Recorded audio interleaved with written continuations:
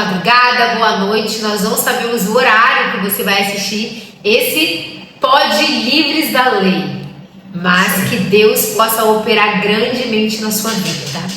Bom, meu nome é Nayara. Meu nome é Bruno. Somos casados, casadíssimos. E hoje nós estamos aqui para a gente levar o verdadeiro evangelho. O evangelho genuíno, o evangelho da graça de Cristo.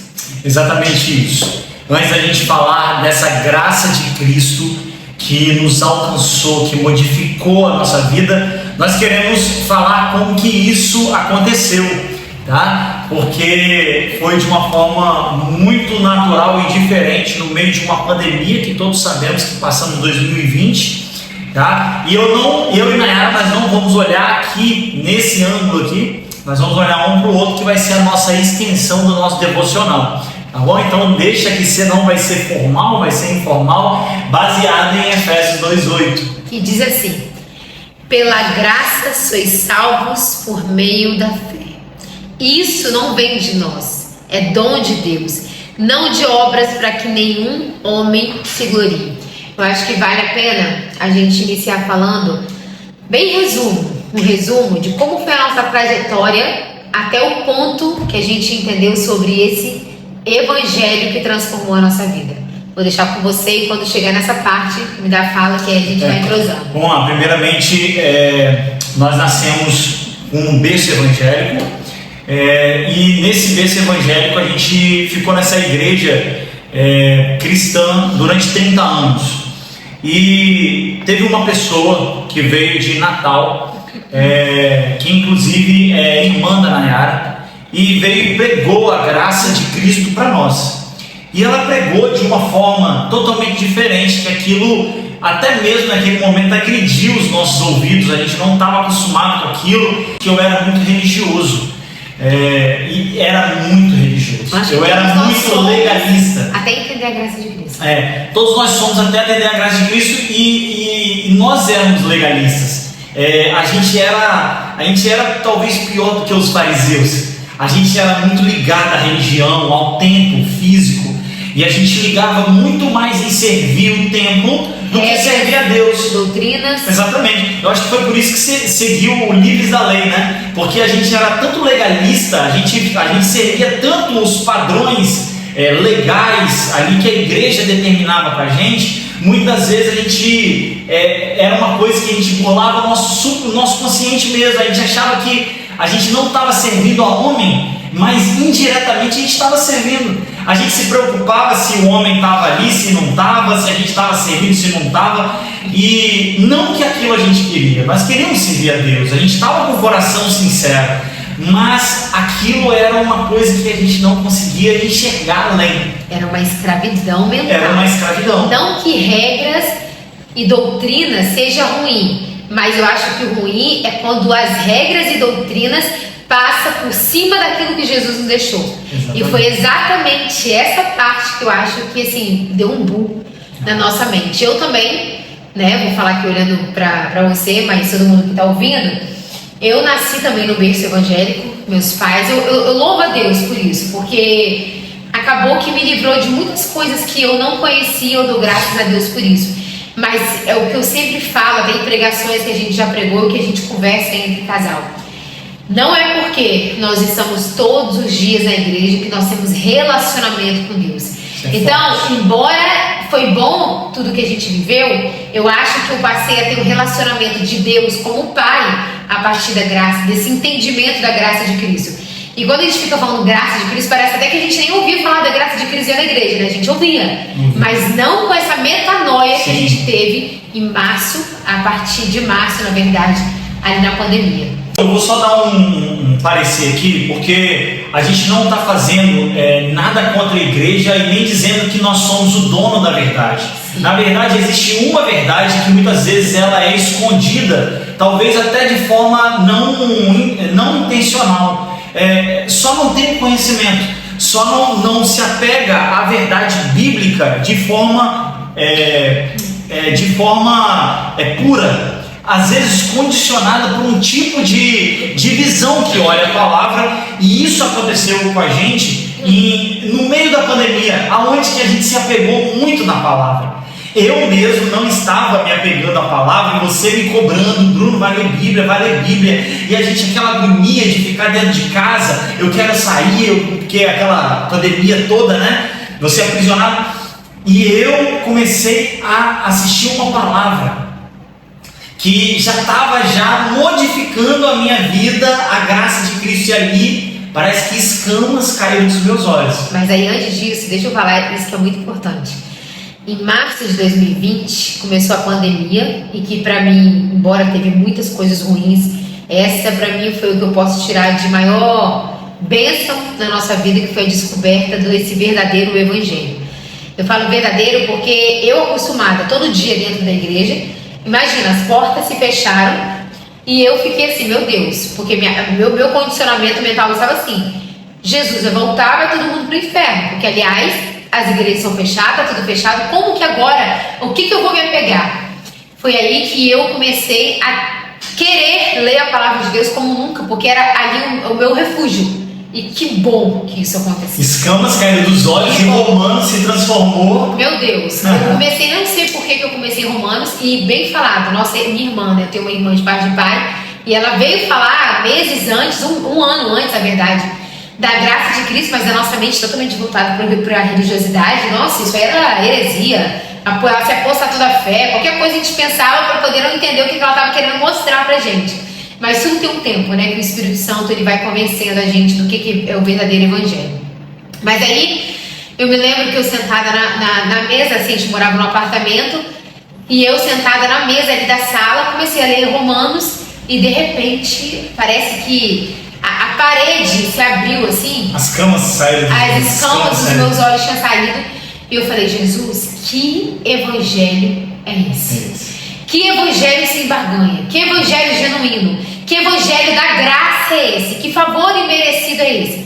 Ali a minha visão, parece que tudo que eu aprendi na minha vida tinha assim, sumido, e eu estava vivendo novo. E dali por diante eu comecei, Bruno, pelo amor de Deus, você não tem noção o que é isso que dá na palavra de Deus. E ali começou a nossa transformação, logo em seguida, foi você com a sua experiência. Sim, eu tive uma experiência e eu quero falar aqui diretamente para você. Esse canal aqui vai ser uma fonte da gente passar o nosso pensamento, como a gente entendeu a graça de Cristo, como que Cristo nos chamou, de forma mais clara, para você entender que não existe hipergraça, não no sentido pejorativo, existe hipergraça no sentido maravilhoso do tamanho que é o meu Deus. Existe hipergraça da mesma forma que existe um hiperdeus. Existe um hiper mega power Deus, que é amoroso, que é longânimo, que é justo, que a gente não está aqui para passar, massagear pecado, mas nós estamos aqui para louvar e engrandecer aquele que morreu pelos meus e pelos seus pecados. Então isso aqui é uma fonte de você poder nos assistir, tá? Fizemos uma introdução aqui e nós vamos continuar para que você entenda aonde que nós vamos chegar na palavra de Deus. E foi assim que eu cheguei você entendeu mais rápido do que eu. Deus ele me tomou depois e eu saí daquele quarto que eu assisti uma palavra do pastor Joseph Prince, tá? Que eu indico muito, e simplesmente eu falei, Nayara, que evangelho é esse? Que evangelho é esse? Vamos abrir parênteses aqui. Que evangelho é esse que nós estávamos servindo a Deus há 30 anos? Nós dedicados ao Senhor, sempre amando o reino de Deus, sempre amando tudo que a gente fazia para Deus, mas a gente não tinha essa profundidade dessa experiência. E a partir daí nós nos tornamos apaixonados por Cristo. O que é a graça de Cristo?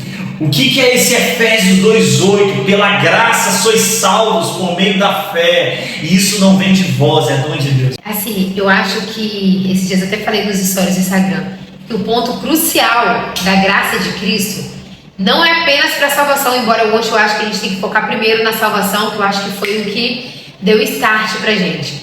Mas a graça de Cristo, ela transforma toda a nossa vida, conjugal, espiritual, física, mental, de relacionamento, saúde. Você começa a enxergar Jesus na hora que você acorda, na hora que você dorme. a graça de Cristo é literalmente anti-meritocracia. É uma metanoia. É uma metanoia. Uma mudança de mentalidade. E essa metanoia que eu falo, essa mudança de mentalidade, é entender assim: não tem nada a ver comigo. Sim. Não tem nada a ver com você. É exclusivamente a ver com Jesus. Sim. Então, ela é uma oposição à meritocracia. Tudo que eu faço hoje de bom é porque eu estou permitindo Jesus fazer por mim. Sim. Porque se fosse por mim, não tem nada de bom. Então, a glória é sempre a Ele. Isso é graça. É o favor imerecido. Toda a honra e toda a glória seja dada àquele que deu a vida dele sem pecado pela minha vida que era pecadora. Sim. A graça de Cristo me fez entender que não é porque eu estou na igreja todo dia, porque eu faço bem ao próximo, que eu sou boa, que eu não tem a ver comigo, mas exclusivamente com o que Jesus faz, com o que Ele fez, e por isso eu faço, é porque eu estou salva e por isso eu faço. Não tem a ver com o seu mérito, muito menos do que você faz. Você não tem mérito em nada. Na verdade, você não tem nem mérito, e não é por causa da sua obediência que você recebe, não, é pelo que Ele fez. A graça é o que? Presente. Então, presente não é pelo que você faz, que a pessoa te dá um presente, é pelo que você já recebeu dele. Você já recebeu o presente que Ele te deu, é de graça. Você não vai ter que fazer alguma coisa para receber, você já recebeu. Então, não é uma troca.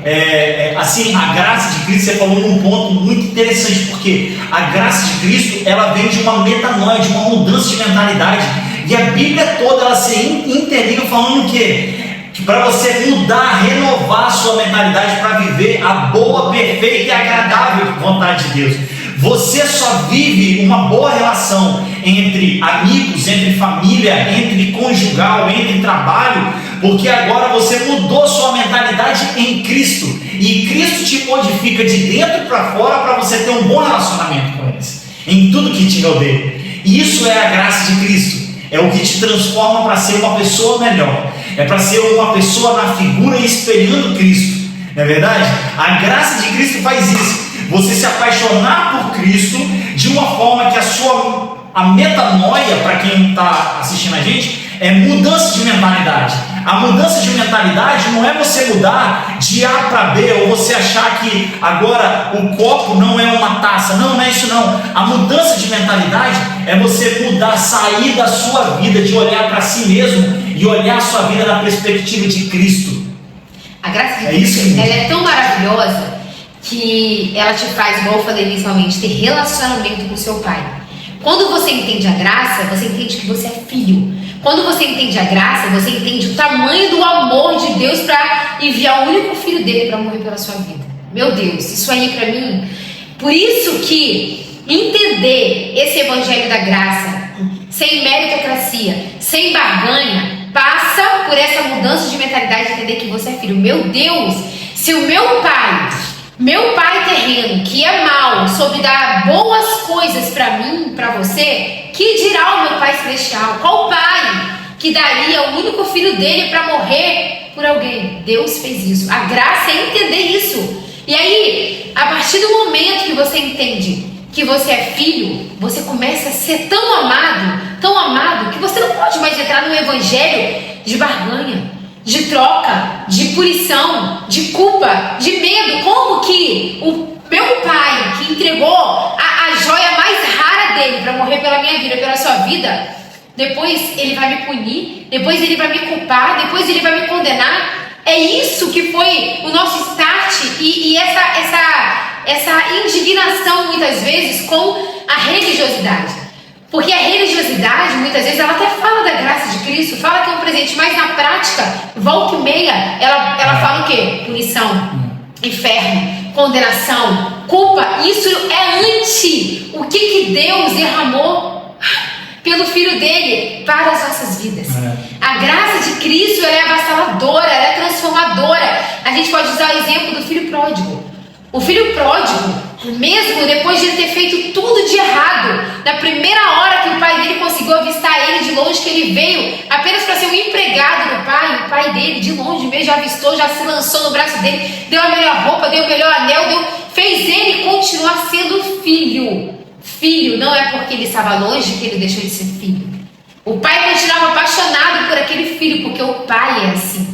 E aí, como a gente contraria essa graça? Como a gente contraria que esse pai que enviou o filho dele para morrer pelas nossas vidas vai punir, vai condenar? Que pai é esse? Não, isso não tem a ver com a graça. Não tem a ver. Não, e o mais interessante aí é que a gente está falando da graça de uma forma como nos alcançou e o que é a graça de Cristo para a gente, né? E quando você fala da graça de Cristo, Paulo, você deu o exemplo do filho pródigo, mas a gente pode falar de Paulo, Romanos 8. Quando Paulo fala assim, não há condenação para aqueles que estão em Cristo Jesus.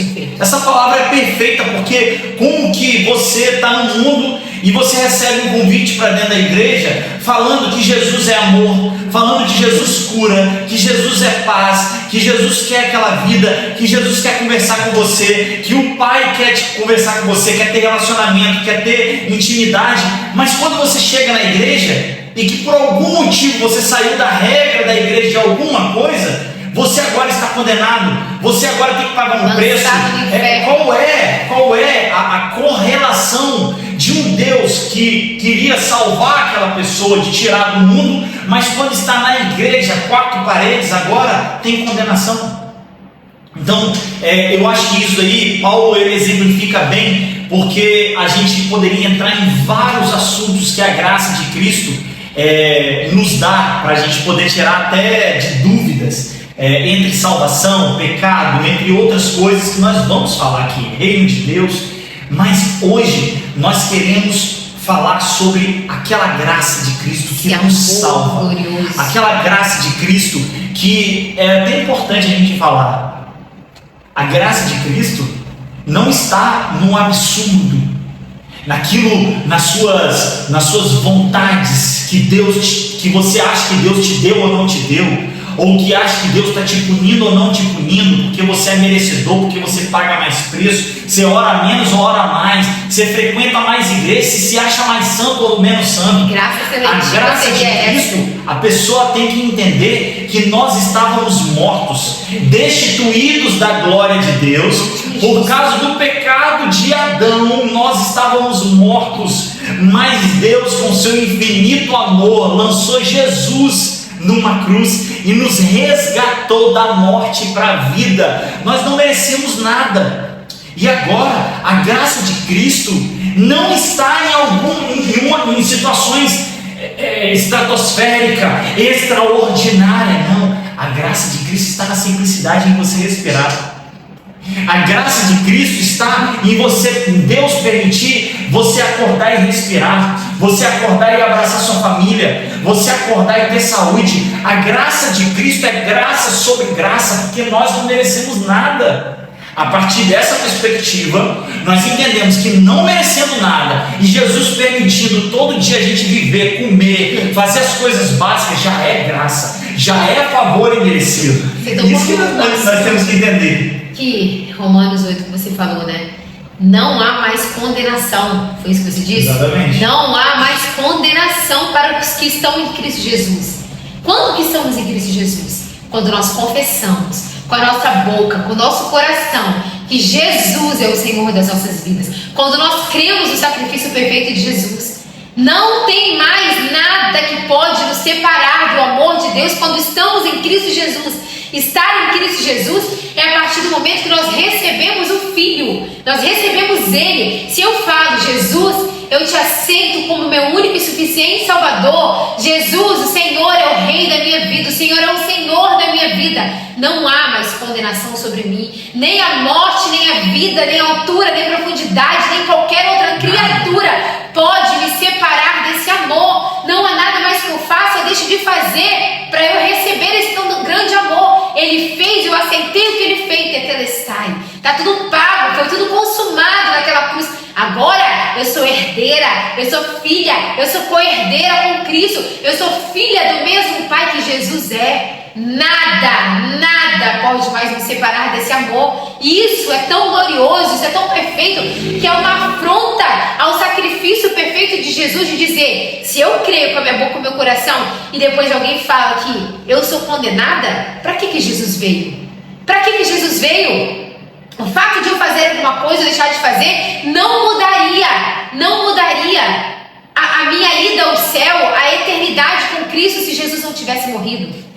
É bom você falar isso, sabe por quê? A gente escuta muito sobre, tá bom, Bruno, mas Bruno Nayara, mas Jesus fez a parte dele, eu tenho que fazer a minha parte. Meu Deus. Muita gente faz isso, né? Eu não tô pagando, né? na verdade eu não estou pagando preço, eu só estou fazendo a minha parte. Jesus fez a parte dele e eu faço a minha parte. Isso daqui é interessante porque não é que a gente não deve fazer a nossa parte. Qual é a parte que nós devemos fazer?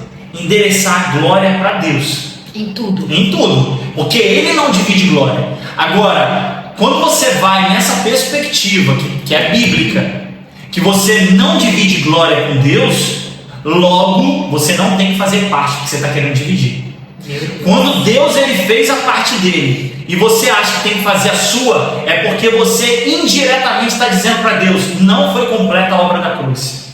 E olha só, vou te falar uma coisa pesada que agora que me veio na minha mente. Quem quis dividir glória com Deus foi Satanás. Foi Satanás. A partir do momento que eu declaro com a minha boca, com o meu coração, não é mais eu que vivo, mas é Cristo que vive em mim. E até as minhas boas obras é porque Ele está em mim. Porque se for pela gente, nosso coração é maldoso. A gente, quando quer ser ruim, a gente é ruim. Ai de nós, se não fosse Jesus dentro de nós. Ai de nós, se Jesus não tivesse morrido na cruz do Calvário. Coitado. Sabe o que eu penso hoje? Quando eu olho para a minha vida, né, de 30 e poucos anos, deixa isso em off, de 35 anos, mas vamos colocar aqui, quando até os meus 30 anos, né, 31 anos que eu estava com minha mente totalmente voltada de forma religiosa, e depois que eu aprendi o que é essa graça, que é anti a meritocracia, eu comecei a sentir vergonha. De um dia eu olhar para mim e achar que eu era melhor do que alguém porque eu tocava, porque eu cantava, porque eu estava na igreja dia e noite, porque eu estava no lugar, porque eu fazia jejum, igual o fariseu, igual aquela palavra do fariseu do publicano.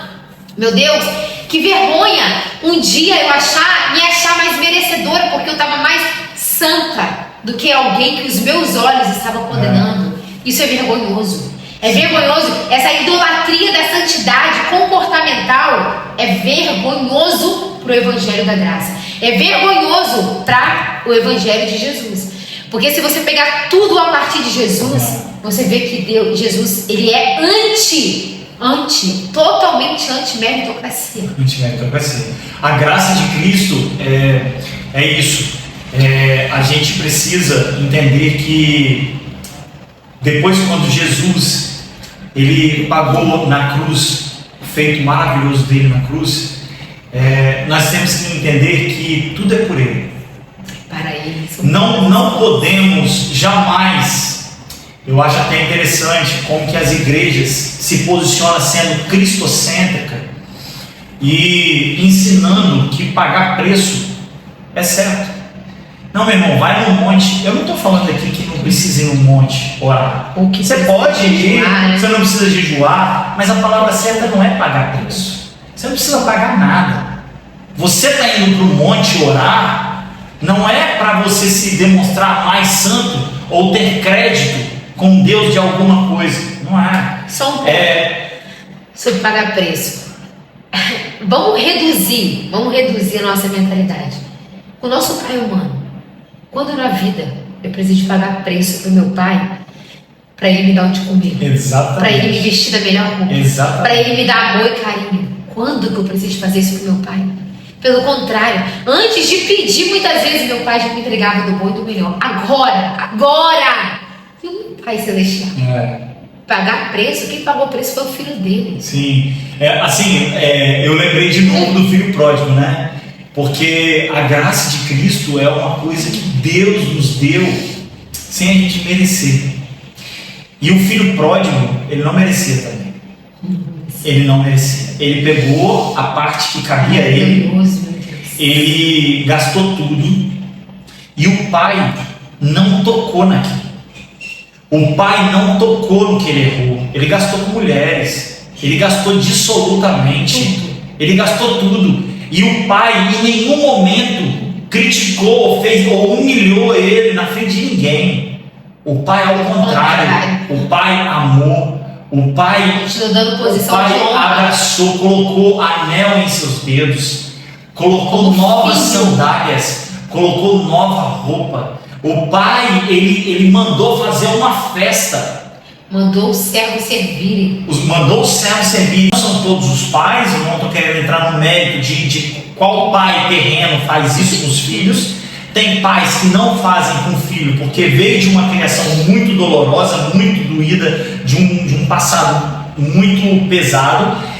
Mas tem pais que entregam o máximo para o filho, mesmo tratando o filho com mais rispidez. Quando o filho não tinha, nem sabia o que era pagar a conta ou comer, o pai ia lá e dava de comer. O pai ia lá, comprava, colocava roupa sobre o seu corpo, porque Deus dava para ele. Então hoje, quando a gente faz essa correlação entre pai terreno e pai celestial, nós começamos a entender que como que eu posso colocar o meu Deus que lançou Jesus na cruz para me dar condição como filho, para me dar condição como herdeiro, eu achar que o meu Deus está me esperando para me punir o tempo todo. E até um demérito ao que Jesus fez, pensar dessa forma. Você acha que Deus vai enviar o bem mais precioso dele para morrer numa cruz, para sentir dor, a maior dor que já existiu, para simplesmente para nos entregar um presente e depois ele desmerecer o tamanho sofrimento do filho dele por causa do que a gente faz ou deixa de fazer? Sim. É rasgar o que Jesus fez. Para quê?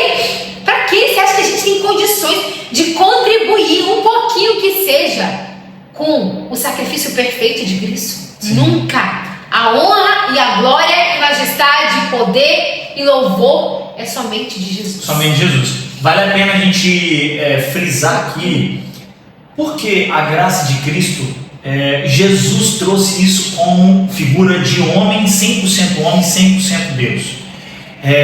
Porque a graça de Cristo sempre esteve presente na Bíblia, que o Velho Testamento é sombra para o Novo Testamento. Sim. E a gente tem que entender que Jesus ele deixou um formato de viver, como viver.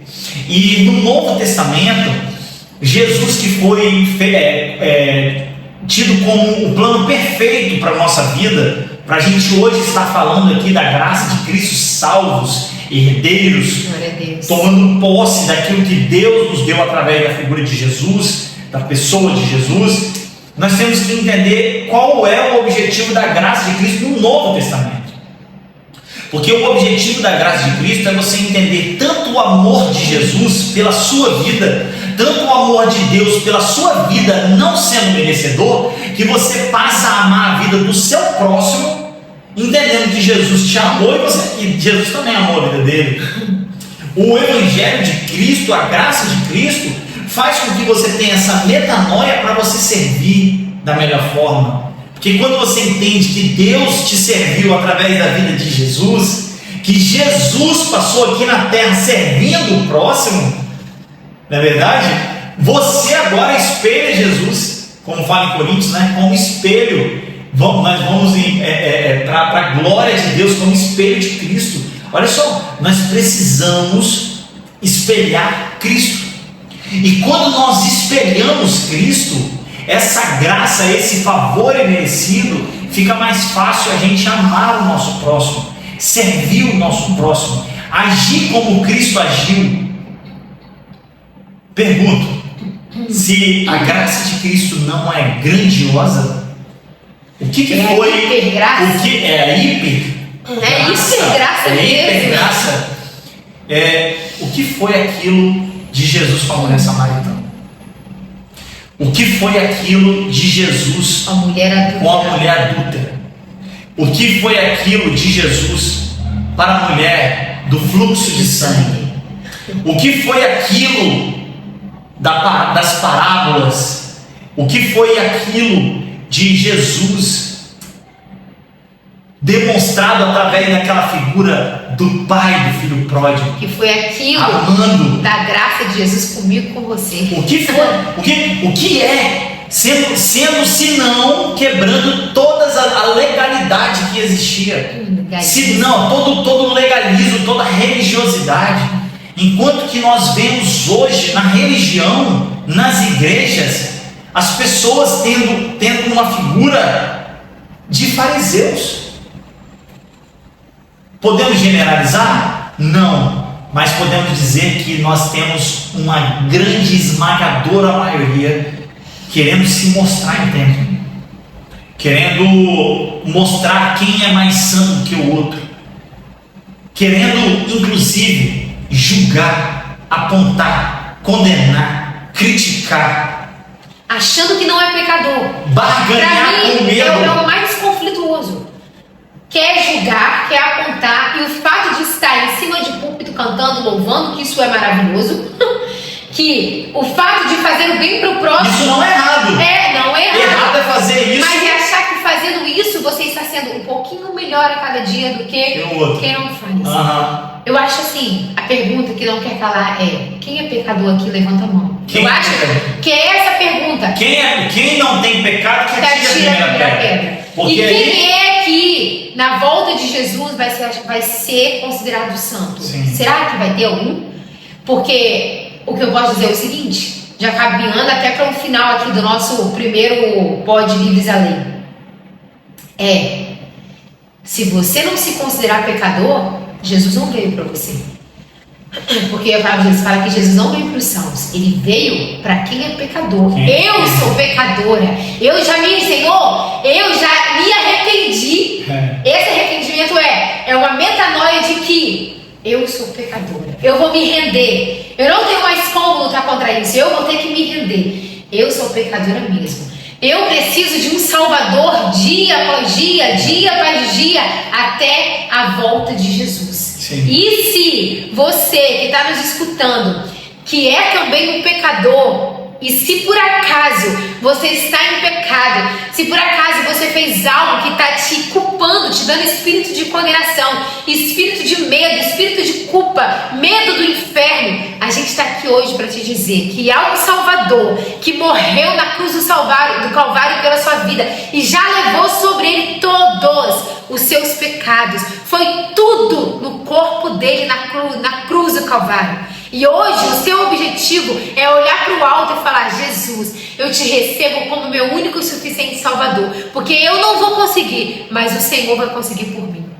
Não há condenação para aqueles que estão em Cristo Jesus. Não. Nada vai tirar você daquilo que Jesus te deu, daquilo que Jesus te salvou. E quando não é nada, muito menos homem. Ninguém pode barganhar com você através de medo. Ninguém pode tentar comprar aquilo que Jesus fez por você. Nem você mesmo buscando mérito ou troca de alguma coisa por aquilo que você acha que você venha merecer, que aquilo que você acha que vai sair na frente por você ser muito santo, ou por você até mesmo, através desse podcast, entender que você é pecador como qualquer outro, sem tentar romantizar, sem tentar achar que o seu pecado não é intencional e do seu irmão é intencional, sem tentar romantizar. Não, ao contrário. Jesus morreu pela sua vida e pela minha vida. Você vai se colocar diante de Deus e vai colocar: Senhor,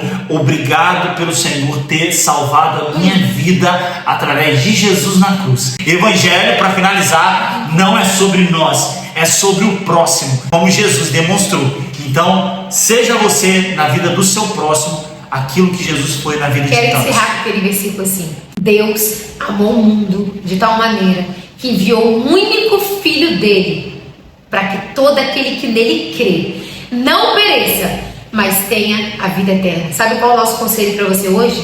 Não seja consciente mais do pecado, apenas creia no que Jesus fez. Creia e declare, confesse com a sua boca e o seu coração que Jesus é o Senhor da sua vida. E então você vai tomar o cálice da salvação. Que Deus possa abençoar e a graça dele possa encher o seu coração e você tenha essa verdadeira mudança de mentalidade. Pod Livres a Lei chegando no final e vamos ter nos próximos assuntos muito mais. Só foi o primeiro. Vai ter falar sobre pecados, sobre salvação, reino de Deus, fé e entre outras coisas aqui, assuntos polêmicos, assuntos não tão polêmicos, mas eu quero que você entenda: a graça de Cristo vai inundar o seu lar e você vai viver os melhores momentos da sua vida. Amém. Deus Creio abençoe. nisso.